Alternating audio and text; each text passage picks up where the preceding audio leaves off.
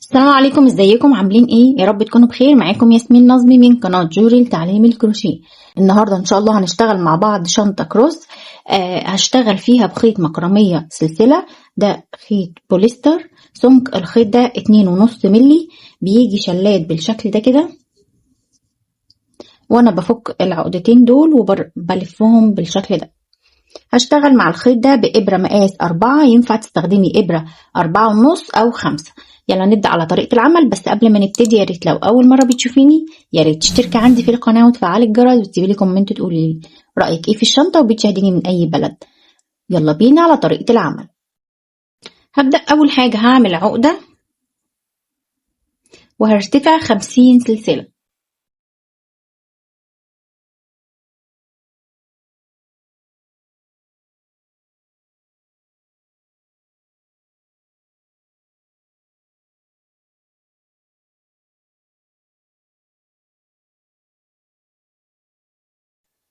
ارتفعت 50 سلسلة، الطول بتاعهم 33 سنتي. هعمل كمان سلسلة ارتفاع وهلف في الشغل، وفي الظهر هنا هشتغل غرز حشو. هشتغل 50 غرزة حشو.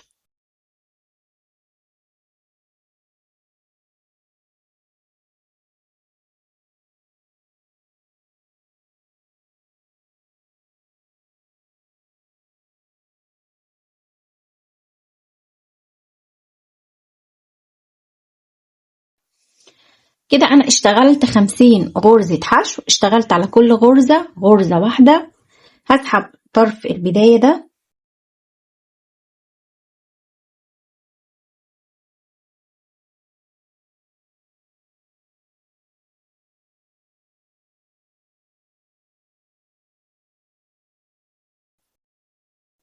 هرتفع سلسلة وهلف الشغل واشتغل في أول غرزة غرزة حشو.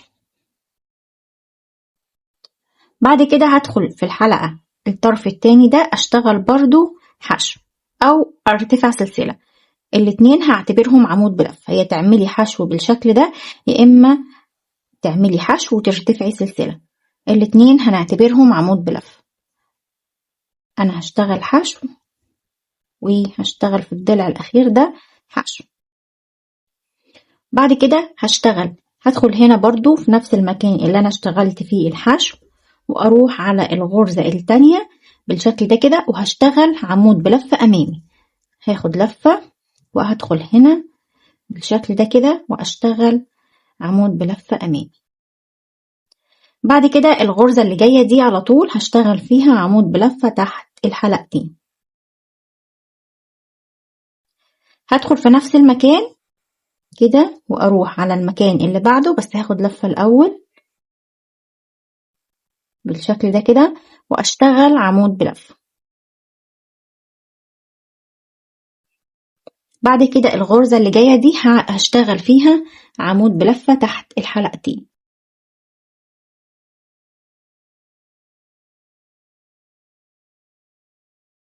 هدخل في نفس المكان واروح على الغرزة اللي جاية بالشكل ده كده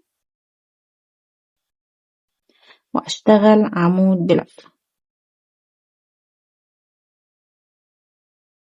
واروح على الغرزة اللي جاية اشتغل فيها عمود بلفة تحت الحلقتين بالشكل ده كده. هكمل لحد ما اخلص السطر كله.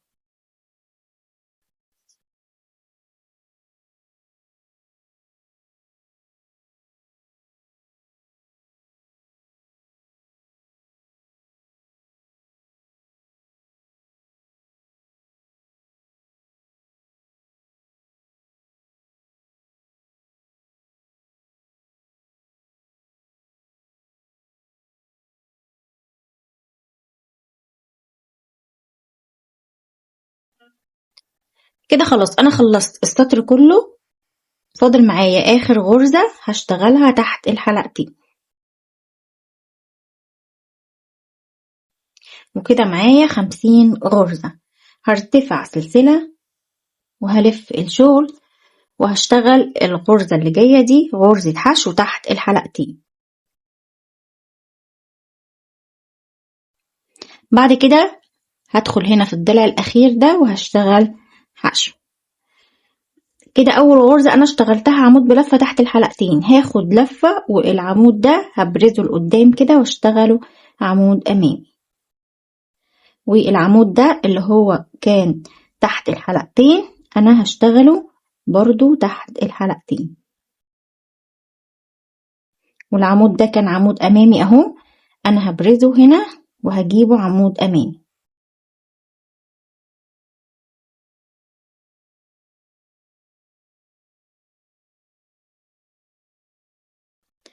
اللي جاي هشتغله تحت الحلقتين، والعمود اللي بعده هشتغله عمود امامي. عمود اللي هو ده كان تحت الحلقتين اهو، بشتغله برضو تحت الحلقتين، والعمود اللي هو كان عمود امامي اهو انا هشتغله برضو عمود امامي.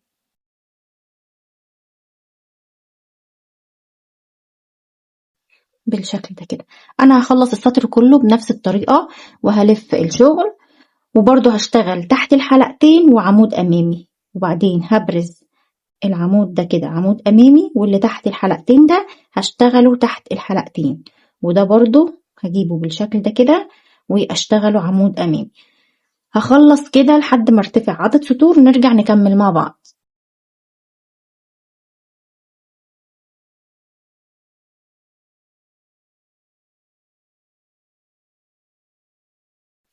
كده انا ارتفعت 18 سطر. السطر ده كده بيتحسب بسطرين: 2 4 6 8 10 12 14 16 18. 18 بالسطر اللي كان معايا حشو في بداية القطعة في أول سطر اشتغلته. دلوقتي هبدأ بقى أشتغل السطر ده كمان غرز حشو.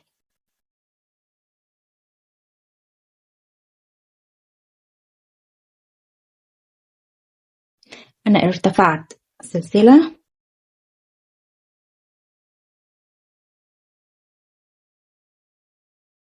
وهلف الشغل وهشتغل فوق كل غرزة غرزة حشو تحت الحلقتين.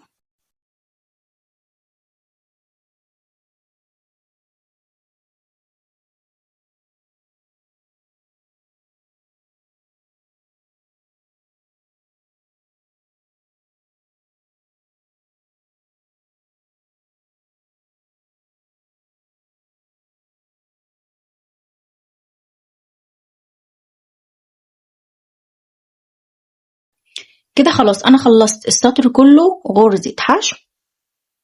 هبدأ اشتغل هنا السطر ده برضو غرز حشو. هرتفع سلسلة، هرتفع سلسلة وفي نفس المكان هشتغل حشو، وفي كل سطر بقى هشتغل غرزة، يعني النص دايرة دي هشتغل فيها غرزة.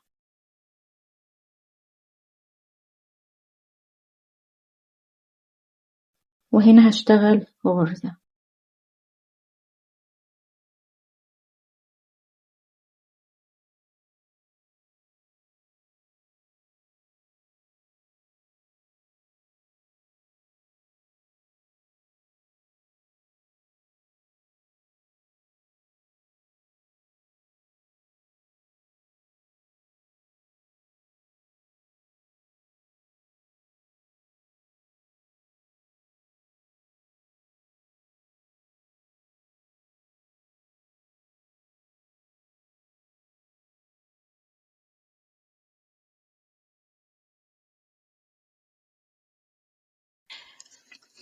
كده خلاص انا خلصت السطر كله. هبدأ اقص الخيط.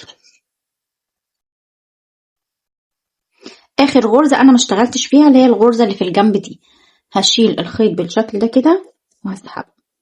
هجيب ابرة تنظيف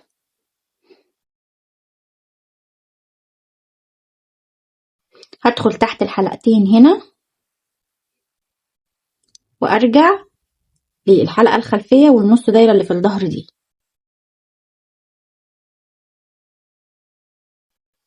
بالشكل ده كده، وابدأ بقى اثبت الخيط في الظهر.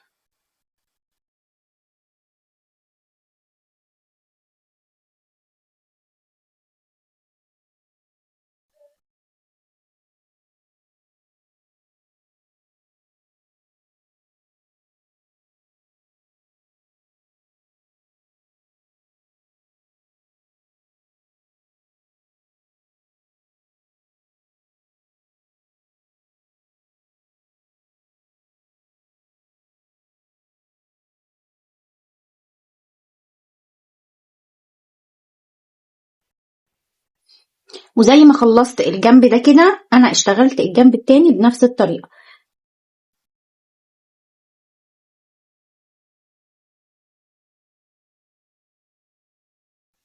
عايزة اعمل مكان للسوستة هنا، هشتغل في النص دايرة اللي انا اشتغل لما سويت القطعة من هنا بغرز حشو، وفي نص دايرة اهي هشتغل عليها غرز حشو، بس هشتغل اول سطر بإبرة اصغر.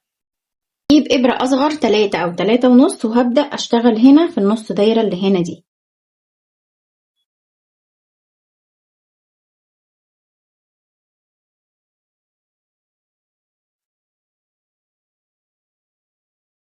هدخل في اول غرزة واسحب خيط،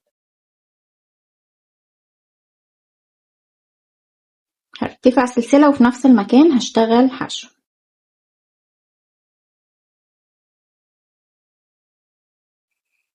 وهروح على تاني نص دايرة اهي، النص دايرة دي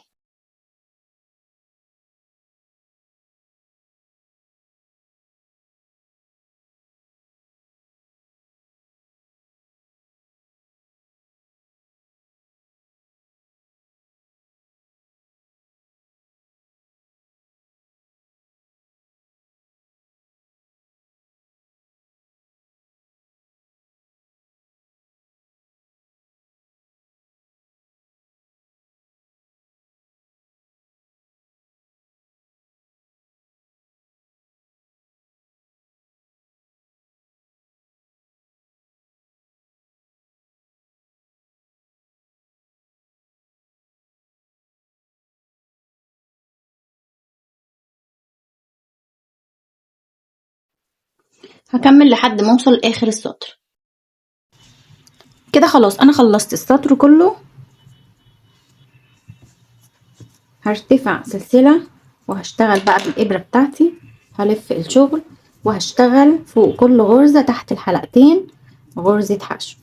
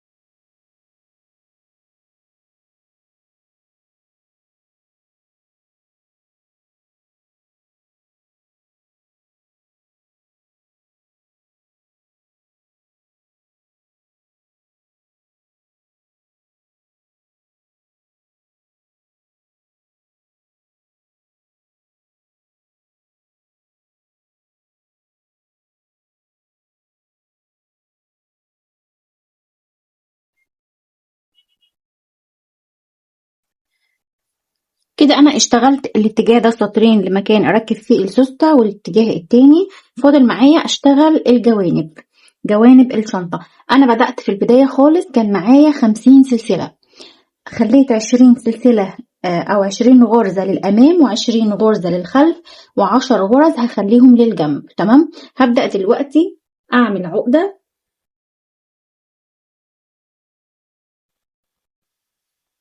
وهرتفع 10 سلاسل، 1 2 3 4 5 6 7 8 9 10. ده كده العرض بتاع الجنب. هنا هعمل كمان سلسلة ارتفاع، وفي ظهر الشغل هشتغل غرز حشو، هشتغل 10 غرز حشو، 1 2 3 4 5 6 7 8 9 10. كده أنا خلصت 10 غرز. هسحب خيط البداية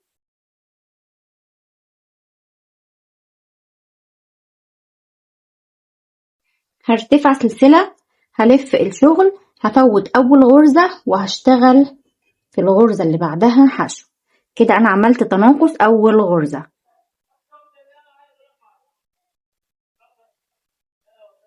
هخلص السطر كله. كده أنا خلاص خلصت ومعايا 9 غرز. اتنقصت في أول غرزة بس. هرتفع سلسلة وهلف الشغل وهشتغل في أول غرزة برضو تناقص وهروح على الغرزة اللي بعدها.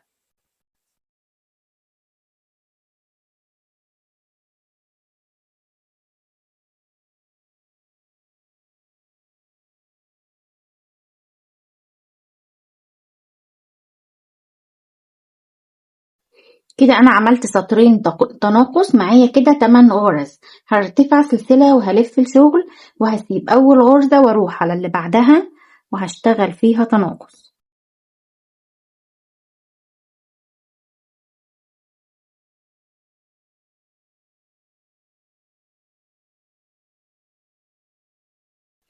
كده أنا معايا 7 غرز. 1 2 3 4 5 6 7. هرتفع سلسلة وهلف الشغل وهسيب أول غرزة واروح على اللي بعدها وهشتغل برضو فيها تناقص. كده أنا بعمل تناقص أول السطر بس.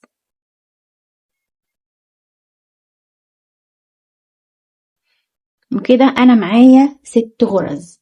هرتفع حوالي سطرين أو 4 سطور على نفس ال6 غرز.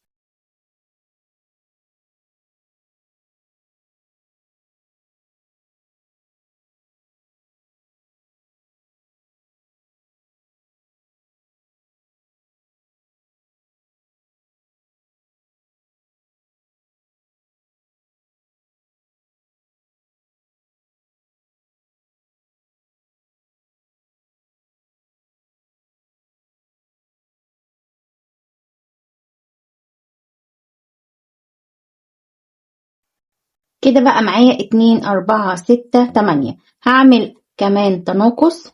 هسيب أول غرزة واروح للي بعدها.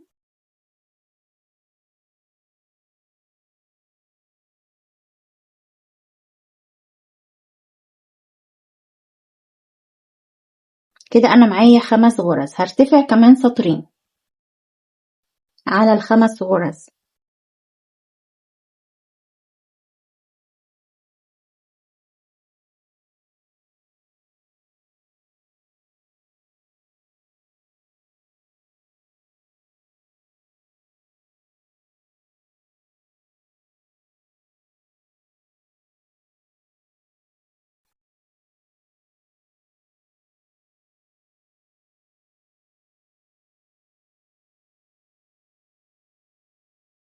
هرتفع سلسلة وهشتغل السطر اللي جاي تناقص. هسيب غرزة واروح للي بعدها.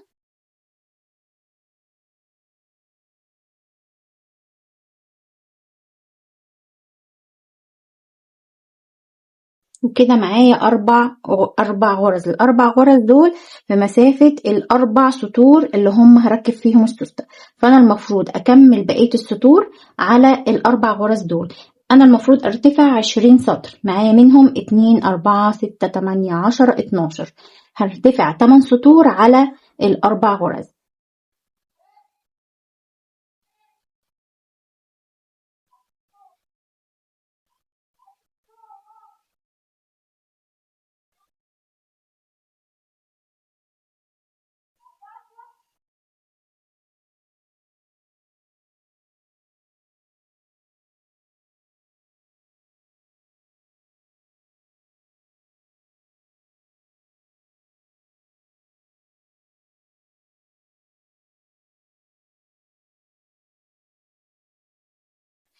كده أنا ارتفعت لحد ما بقى معايا 18 مش 20. يعني أنا دلوقتي معايا 18 سطر. 2 4 6 8 10 12 14 16 18 عشان أنا هحوطها بغرز الحشو. هرتفع سلسلة وفي نفس المكان ده هشتغل فيه حشو. في كل سطر بيقابلني هشتغل فيه غرزة حشو.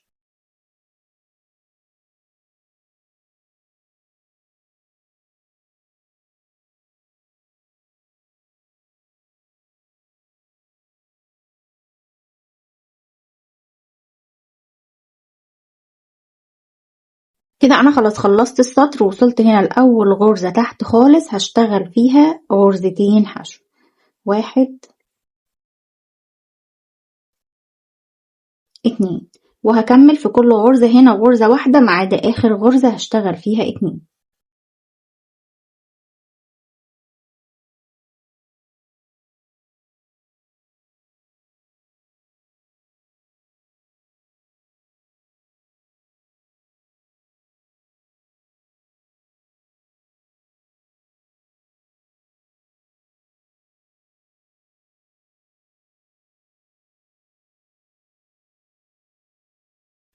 كده وصلت لآخر غرزة هشتغل فيها 2 حشو.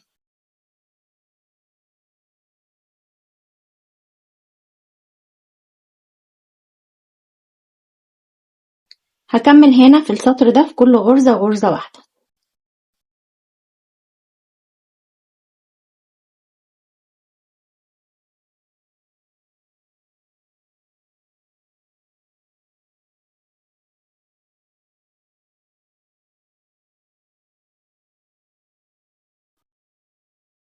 كده خلاص انا خلصت السطر كله، هشتغل في نفس المكان هنا غرزة كمان اللي هي اول غرزة فوق اشتغلت فيها غرزتين، وهنا 1 2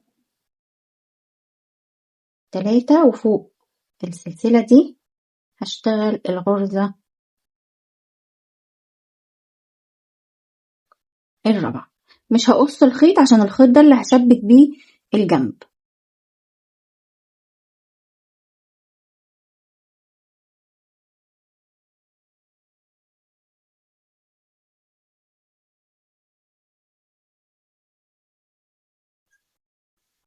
هعمل جنب تاني زي ده بالظبط،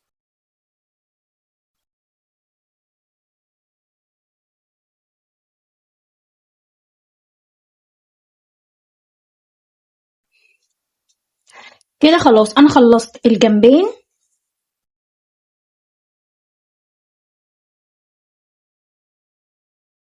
جبت خيط عشان هثبت الجنب بغرزة منزلقة.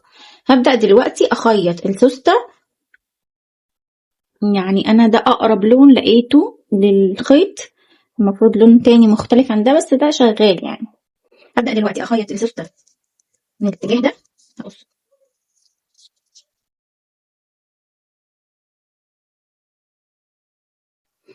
هخيط بخيط سنارة، ده خيط بلاستيك،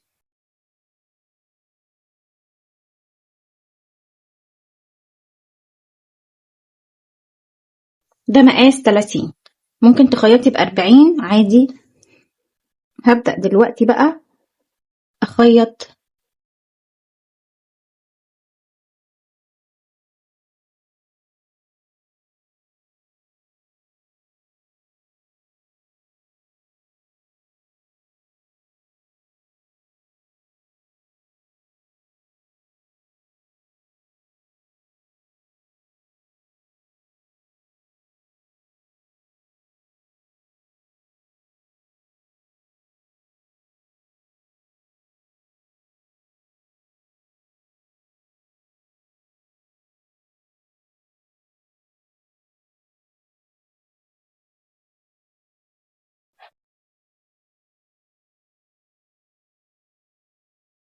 كده. خلاص انا خلصت وركبت السوستة بالشكل ده كده، والاتجاه التاني.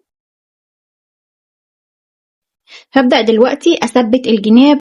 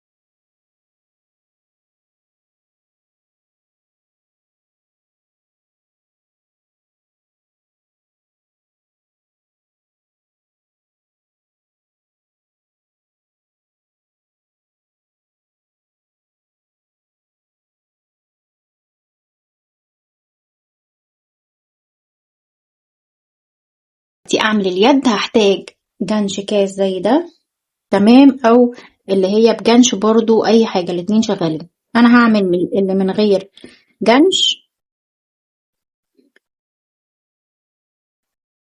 هعمل عقدة وهرتفع 3 سلاسل، الطول او العرض حسب الوسع بتاع الجنش، يعني ده الوسع بتاعه اكبر شوية، ده اصغر. فهبدأ دلوقتي اعمل 3 سلاسل، 1 2 3. هاجي هنا في عقدة البداية وهقفل بغرزة منزلقة. هروح على اول غرزة هنا وهشتغل حشو، هشتغل 4 غرز حشو. دي 1 2 3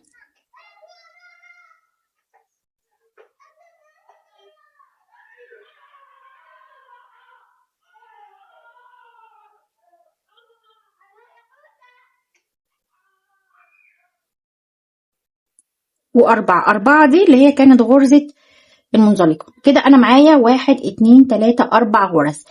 ال4 غرز المكان ده يدوب على قد الكاس، انا مش محتاجة اكبر من كده. فهبدأ، انا عايزة اليد تكون اعرض من كده شوية لان دي صغيرة، فهبدأ اكبر في عدد الغرز. هعمل تزايد في كل غرزة، يعني انا معايا 4 غرز اهو، 1 2 3 4. معايا 8 غرز.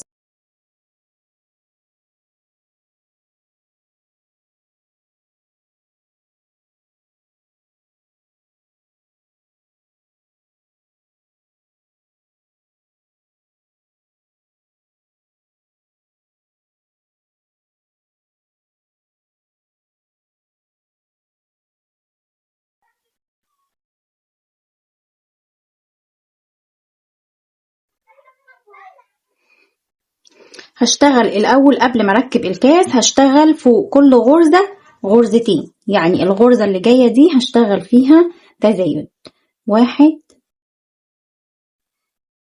في نفس المكان، غرزة كمان، ادي كده 2. ده اول تزايد.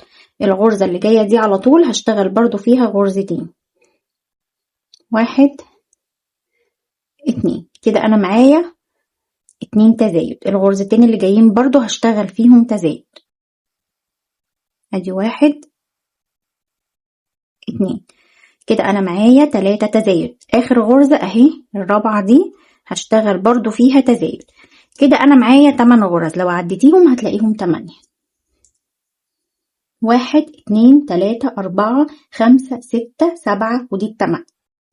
هبدأ بقى دلوقتي اركب الكاس. لو الجنش بتاعك كبير ممكن تعملي 6 غرز وبعدين تعملي 2 تزايد.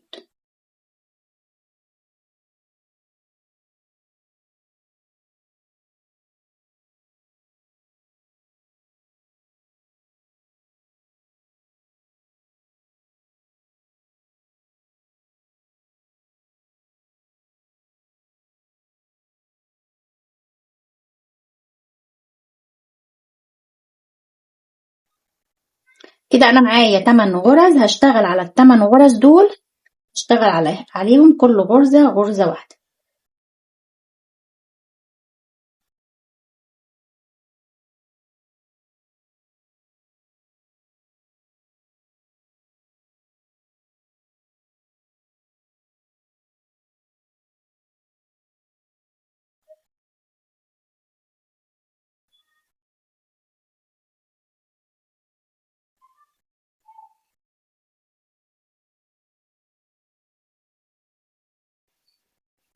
كده انا هشتغل فوق كل غرزة غرزة واحدة لحد ما ارتفع بالطول المناسب لليد، ونرجع نكمل مع بعض. ارتفعت عدد سطور الطول بتاعهم 24 سنتي من بعد الكاس. هبدأ دلوقتي بقى اعمل تناقص في كل غرزة، يعني هسيب الغرزة دي الاولى واروح على الغرزة التانية، ادي كده 1. هنعمل 4 مرات تناقص، وهسيب دي واروح على اللي بعدها، ادي كده 2. وهسيب دي واروح على اللي بعدها، ادي كده 3. وهسيب دي واروح على اللي بعدها كده 4 سلسلة، وبعد كده هقص الخيط.